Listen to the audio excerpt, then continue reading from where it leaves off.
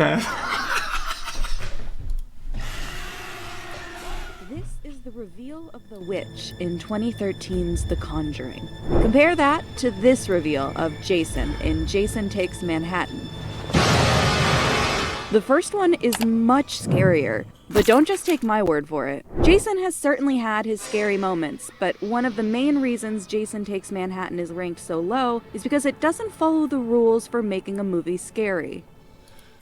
Wait, I was reading that. Breadcrumbs, build up, misdirection, limited view, sting. Oh, this makes sense actually. And while there's no exact formula, there are certain time-tested secrets you can include to create a truly terrifying jump scare, according to this woman. My students kind of jokingly know me as Dr. Horror. No, PhD in horror. I don't agree. As a PhD in audio, I'll tell you, loud is scary. That's it. So jump scares are based on kind of a theory put it real of loud what and you're good. Fear is. Fear is kind of the buildup. It's the time in between when you think something might happen to when it actually happens.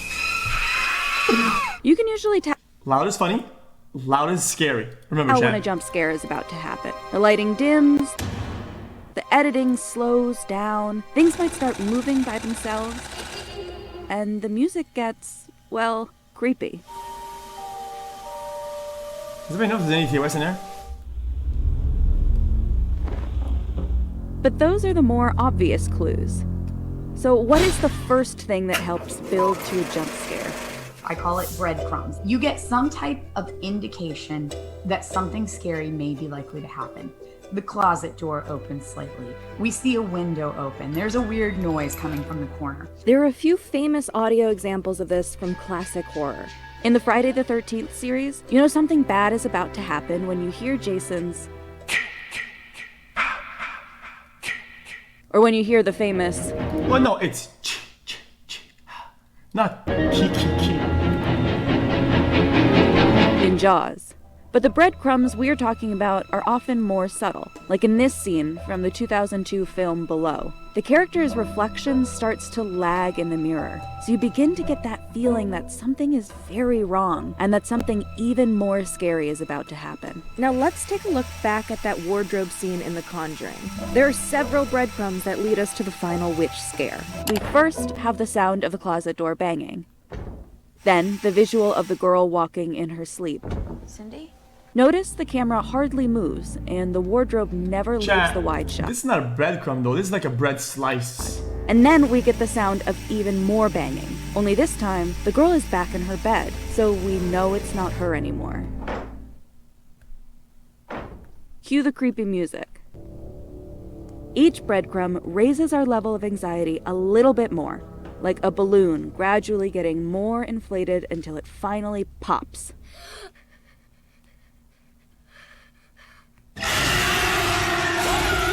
There are no specific breadcrumbs in the Jason Takes Manhattan scene. That wasn't good, it was just loud. In fact, we don't even hear the classic ki ki ki ma ma ma until after we know Jason is already right behind them.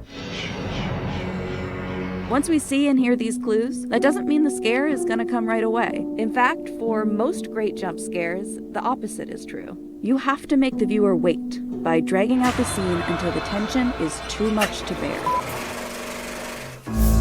Alfred Hitchcock famously said, "There is no terror in the bang, only in the anticipation of it." Once the gun is fired, the fear's done. It's over with. There's nothing left to be scared of. Once the gun is fired, the scene is over. An effective jump scare can take time, even the majority of the movie in some cases. But if done right, the payoff will be well worth it. One great example of buildup is this nurse station scene in The Exorcist 3. The camera doesn't move at all for about 3 minutes, while nurses and security guards shuffle around. We know something is about to happen. We just don't know when, and it takes its time to get there. This scene in Insidious is another great example of building tension. Only instead of a single shot, we alternate back and forth between two characters for an extended period of time. The conversation goes on for about 2 minutes before the demon finally appears. And even though we know something is about to happen, when it does, we're caught off guard. The wardrobe scene in The Conjuring takes place over about 2 minutes after the first breadcrumb. Director James Wan lets the scene play out very slowly with a creeping sense of dread. The scene in Jason Takes Manhattan is also long, about 2 minutes. But Jason is revealed so early on in the scene with no build-up about 1 minute after it starts. So the only thing we're waiting for is for the couple to see him 30 seconds later. One thing that I've noticed in scary movies, whenever there's a city and somebody's outside in a city, I get a feeling of relief. Like almost automatically. Like I feel, whew, I'm good. For us as the audience, there's no tension, no anxiety. It's during this period of buildup when the best horror movies will use a distraction to further amp up the tension. Because there's people, yeah, you feel like you're not gonna get killed in front of everybody. Think of this part like a magic trick. You're encouraged to look in one direction, while the real threat is happening elsewhere. In this famous scene in Jaws, we're distracted by the discovery of a tooth, and we're expecting to see a shark. Instead, we get a corpse. In The Sixth Sense, when Cole and the audience is focusing on the closet, an arm shoots out from under the bed. One common and often overused form of misdirection is the mirror trope, where the protagonist opens a medicine cabinet, for example. Alone at first, when it shuts, something is standing behind them. Surprise! The technique was first used in Roman Polanski's 1965 film Repulsion, and can be found in numerous other films to this day. In The Conjuring, both the camera and girl are focused on the closet. We think something is inside of it, ready to jump out. But in reality, the threat is actually on top of the wardrobe. Jason Takes Manhattan doesn't even try to fool us at all. The main characters have a false sense of security. It's over. And the but viewer. We, as the viewer, already know where the threat is the entire time. This brings us to another visual trick with jump scares, making the audience feel more anxious by limiting what they can see. Anything that you can do to limit the character and through that the audience's frame of vision will always increase the anxiety and the scare of it. There are 2 ways of accomplishing this: camera and lighting. Let's take a look at lighting. I can say this is kind of weird, because I feel like whenever I'm watching a movie, I'm kind of trying to like relate and live vicariously to the character. So sometimes we get mad, dude, not the closet, dumbass. It's in the dark, don't go there, right? So I feel like tricks of camera are kind of weird, because you're like, no, I'm the character. Like I can see full, like I'm not gonna get rolled, right? Even if you show me a portion of it, if I'm relating and I'm living vicariously to the character, like I feel fine. First. Some common tricks are to use a camera flash, like this scene in Mama, or a device like night vision goggles in The Descent to narrow the characters and our scope of vision. Notice how much of the scene is obscured in these shots. We have very little space to feel safe.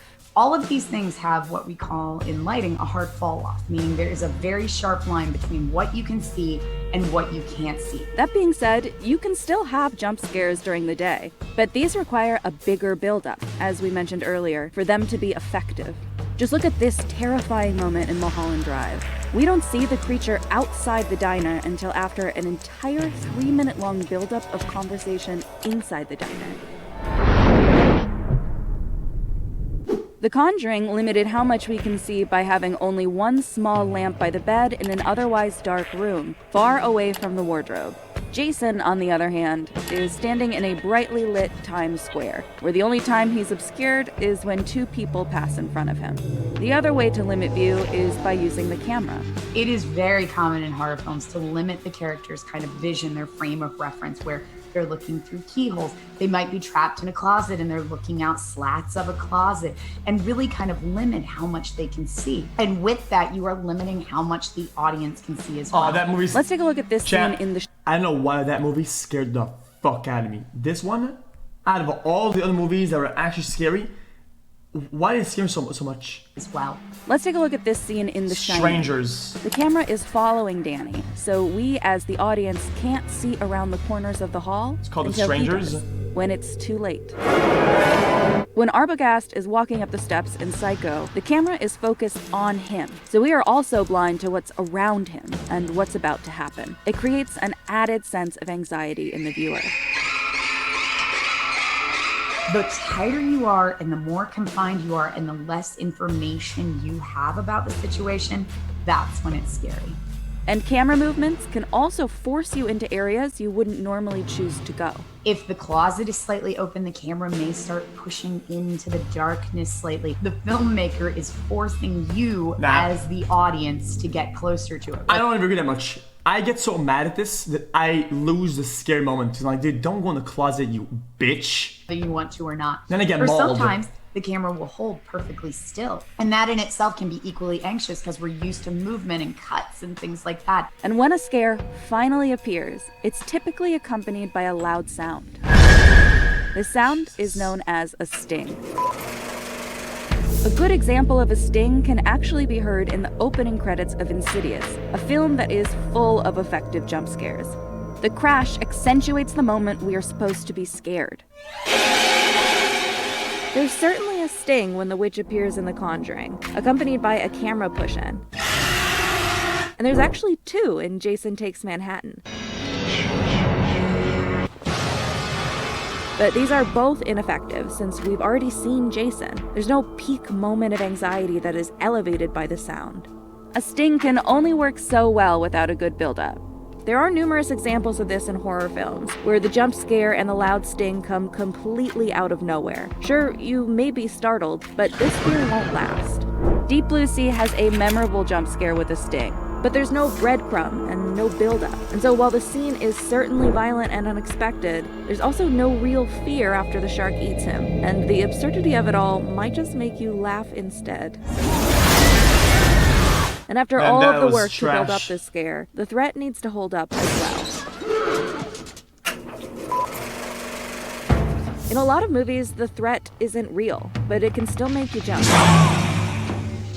Oh my gosh, the closet door's opening. We're getting closer, closer, closer. The music's swelling, the camera's pushing in, and then it's a cat.